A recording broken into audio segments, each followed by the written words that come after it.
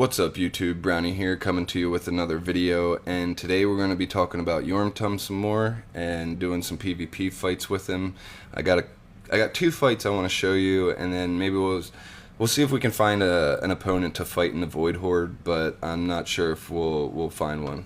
So looks like I got some mail. Oh, we killed the SE boss, which reminds me, I'm gonna try to get some SE videos out this Star Expedition, because I'm not happy with my last one. I know I made some mistakes in that one. Number one was I forgot that the Freya dodge doesn't affect bosses, so all that dodge that Mockman was doing was all from Elena. Anyway, that's another video. We're talking about Yorhm and Mockman in PvP, and I just want to go over a few things with Yorhm's skills. So let's look at him quick. Now, if we look at his active, I'm not going to read all of this, but basically he has an active kind of similar to Mockman, but it's targeting the lowest HP hero or enemy, and it has a chance to do 4 extra attacks. Now, these 4 extra attacks are all right here. The extra attacks can be any one of these things. So, yeah, I'm not sure how the game actually does this.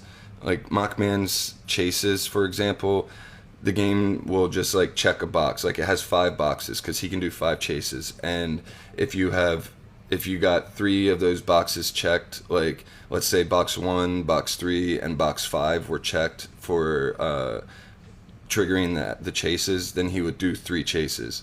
It doesn't matter. Like he doesn't have to like do the chase, succeed at the chase in order to get the next chase off. So I'm assuming that this active works in that way too. Hopefully I explained that right. But anyway, if he does get all 4 attacks, that will then trigger Destructive Strike, which will be a huge Divine Retribution hit for 2000% of attack. So this will kill a lot of enemies, and if he does get a kill with this, he will then move to the next lowest HP and hopefully kill that one also. And if he does, he'll move on to another one, and he can go down the line and get a lot of kills with 1 attack. It's pretty cool, but it's not. It doesn't happen a whole lot, but it is so satisfying to watch. Anyway, that's why I like him with Mockman, because Mockman, you know, he's kind of known to leave quite a few like low health heroes, and Yorhm can come in behind him with an active and hopefully get like a chain reaction like I was just talking about and kill a couple heroes, which is what the main goal is behind using Yorhm and Mockman. So anyway, that's pretty much his active and what I like about it, and the synergy it has with Mockman. No, passive one, excuse me, sorry about that. But passive one says changes the basic to do 750 of block and dodge ignoring damage to the lowest HP. Can't crit, but the sublimation removes that effect, and it can be attack 3 times, up to 3 times. And then it has a 100% chance to gain 1 layer of Breath of Sparkles, and at 5 layers of Breath of Sparkles, that's when he gets his Majesty of Divine Sparkles, I think it's called. It's when he glows, and that increases his all damage dealt by like 40%, and he'll do a big old active then. It's pretty cool, and he can get that Majesty of Divine Sparkles pretty quickly. I've seen him get it in round 2 even. So yeah, it just depends on whether he's high rolling or not, these layers.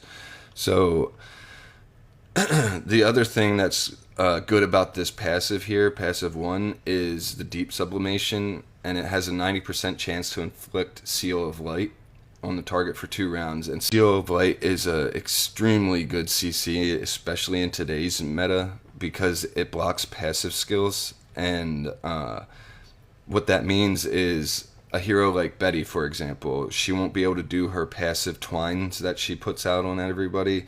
And another perfect hero for this to be used against is HHA.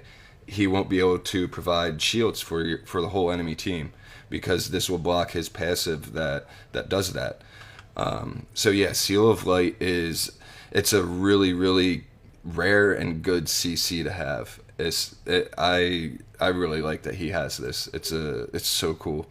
And then here his second passive. This is his chase skill. So every time a hero on my team attacks, he's gonna follow up and chase. He can hit him up to 3 times, and then it also increases his speed. And I think let's see. Each chase and attack restores self HP equal to 10% of the damage dealt. So he has a little bit of a heal, which is good. That like because when you're using a second damage dealer, you want them to be able to somewhat survive on their own and provide their own heals or their own damage reduction, stuff like that. Because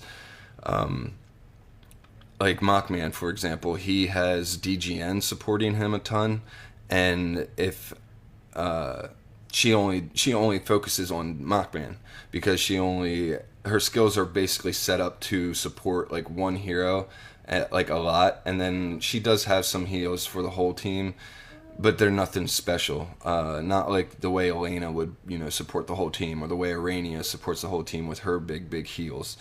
So you want to have a second damage dealer that can sort of protect themselves, and this helps with that. He also has a pretty big heal on his active, I think it is. Yeah, so his active also has additionally restores self HP by 20% of the damage dealt. So that's going to be a huge benefit for his survivability. Now his passive 3. Let's see. When taking active skills or basic attacks, there's a 35% chance. Oh, this is his dodge and stuff, and the Majesty of Divine Sparkles. So, yeah, every time he dodges, he'll gain a layer of Breath of Sparkles. So, and if he does get hit, it gives him more dodge. It increases his dodge rate by 10%. So he's just dodging a lot. If at the start of the fight, he might be hit a few times, but by the time when he's got his dodge built up and then Elena's dodge thrown on top of it, he's going to be dodging a ton, and he's going to be getting a lot of these Breath of Sparkles layers. So he'll be getting into Majesty of Divine Sparkles quite often if the fight goes on for a while. You don't want the fights to do that. So but it's good that it's there if it does happen. Let's see. Oh, and also, when he gains Majesty of Divine Sparkles, he increases the whole team, your whole team, all damage dealt by 12%. So it's just a bonus for everybody. Mockman's going to do more damage, and it's just going to be good, solid hero. But the way I use him is to pick off the lowest HP heroes, and he's not the focus of the team. He is, like I said, he's the second damage dealer. Now, let's go ahead in here to Void Horde and look at some of these fights quick. We're in Horde 5. I'm depth 7 right now. I usually am somewhere around depth 6, depth 7. Sometimes I get up into the depth 8. We'll look for an opponent to fight, but like as you can see, like a lot of these guys have 6 billion power and stuff. It's crazy. They way overpower me. But we have some fights right here that we can look at. These guys, both of these guys are the fights that we're going to look at. They both have same power level as I do, so it's an even fight in my opinion. I mean, I guess I can't say 100% it's an even fight because I don't know what their account looks like, but we're similar levels, similar power level. Mockman did a huge active there, and as you can see, Yormtum's chase skill got the kill on DGN, and now we got an active from Yormtum. That's going to energy feed the Betty to do her passive skill, which CCs everyone. Yormtum chases and gets the kill on Queen. We got DGN doing attack, another chase from Yormtum. Same thing with the Arania. Now we got Betty re-CCing people, and then also doing it again at the beginning of round 2. Elena dies. We got everybody CC'd. Even the DTV had Seal of Light on him. So, and he was twine. So yeah, if you seal DTV, he's not going to build any of his stacks. His active's going to be super weak. It's such a good CC. There's the damage numbers, and Yorm, don't expect him to have insanely high damage numbers because, like I said, he's going to be picking off low health heroes, things like that. So his damage isn't going to represent how important he is to the team.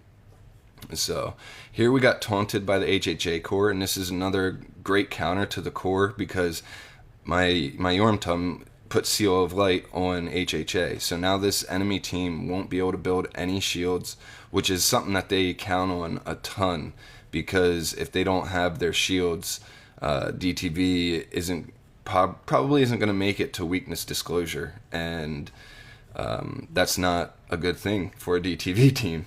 So yeah, we're gonna keep on doing our attacks, getting chase attacks, and hopefully Mockman will start putting some pressure on with his counter attacks. We took a big Vulcan active there. We're gonna speed this up, but we were able to block it enough that we got some shields built up. We got an active off now, so we should start putting some counter attack pressure in.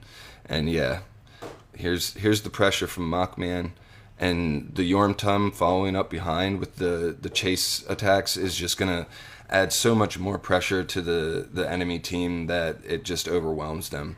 We even got a Petrify from Arania on the DGN, and our DGN is debuffing the DTV a ton with like replicating the crit damage reduction that Arania puts out, so, and the precision reduction. So yeah, it's I really like this team.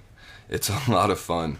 I should show you a fight though where it doesn't work out, and this is the tankier team where I'm using crowns, and not the Betty team where I'm using mirrors and snow hearts and stuff like that. So yeah, let's see if we can just find an enemy to fight, and let's see what's this. This is, yeah, I mean, it's 4 billion power, so it's probably just going to destroy me, but it'll be a good way to show you just how big the power gap is when, like, because this guy's going to have a ton of soul power. He's probably going to outspeed me, and the whole key to this Betty team with the Yorm and the Mockman is I need to outspeed them, and if 2 snow hearts isn't enough, then their soul power is probably through the roof, their train's probably through the roof. Like, it's going to be pretty crazy. So let's see what happens here. Okay, yeah, see, their Betty, look at that. The Betty's so fast that 2 snow hearts isn't enough to slow her down. So that's yeah, that's what happens when you try to fight somebody who has just way more resources and power than you do. So yeah, it's not necessarily a team that can go crazy and hit up in power. Now I could try putting a bunch of snow hearts on the team, and maybe that would be enough to slow it down, and I could possibly get lucky and catch a win with all the right CC and everything like that. But that's I'll work on it because I do have extra snow hearts. I got 8 of them here, and then I've got 2 splendid, so we could use 4 snow hearts, and it might work. I'll put these snow hearts together. I need to get some artifact essence and stuff like that, but yeah, we're gonna experiment with this team, and then in the future we're gonna be doing Gaggy. We're gonna find out if this hero is good or not. And yeah, I can't wait to test him because he's gonna be. I already have a team theory crafted. I'll talk about it in another video. I think I might do a theory crafting video. So yeah, stay tuned for that. And yeah, I hope you guys enjoyed this one. Please join the Discord. There's an invite in the descriptions of like all my videos. So yeah, please like and subscribe, and see you guys in the next one.